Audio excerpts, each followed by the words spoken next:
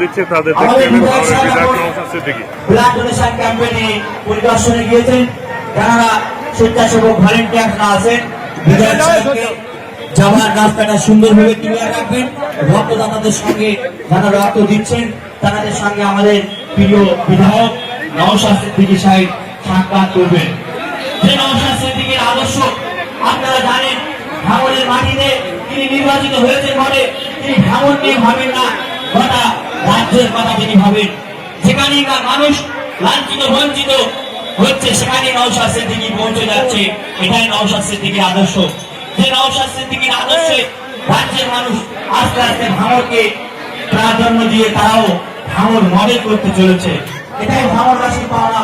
আমরা এর আগে যে সমস্ত বিধায়কদেরকে নির্বাচিত করেছি সেই সমস্ত বিধায়করা তাদের নিজেদের কোনো আওয়াজ, মানুষের হয়ে কোনো কণ্ঠ, ভাঙনের মানুষের যে সমস্ত অসমর্থিত কাজ, আগামী দিনের প্রয়োজনীয় কাজ, ভাঙনের শান্তির জন্য ভাঙনের রাস্তাঘাট, শিক্ষা প্রতিষ্ঠান থেকে শুরু করে পানীয় জল সমস্ত কিছু।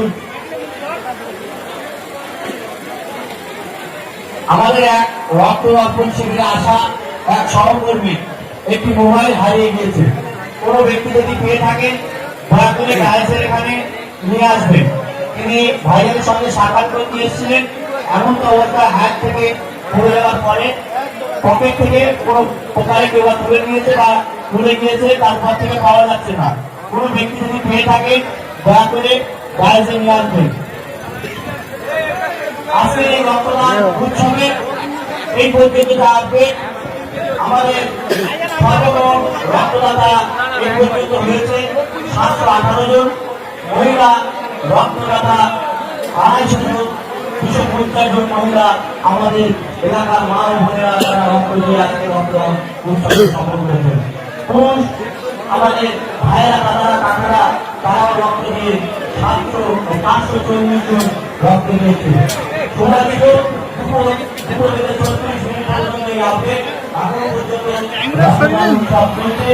আমরা আশা রাখবো আরো বেশি কিছু রক্তদাতারা রক্ত দিয়ে আমাদের 800 পাইপগুলোকে আজকের এই ভোগালী অঞ্চল কমিটির থেকে রক্ত অর্পণ শিবির আমাদের পঞ্চায়েতের যে তিনজন নিহত রেজাউল গাজী, মহিউদ্দিন মোল্লা ও হাসান মোল্লার স্মরণে রক্ত অর্পণ শিবির ভোগালী 1 নম্বর অঞ্চল কমিটির উদ্যোগে হয়েছে। সেটা সর্বোচ্চ রিপোর্ট করবে বলে আমরা আশা রাখছি।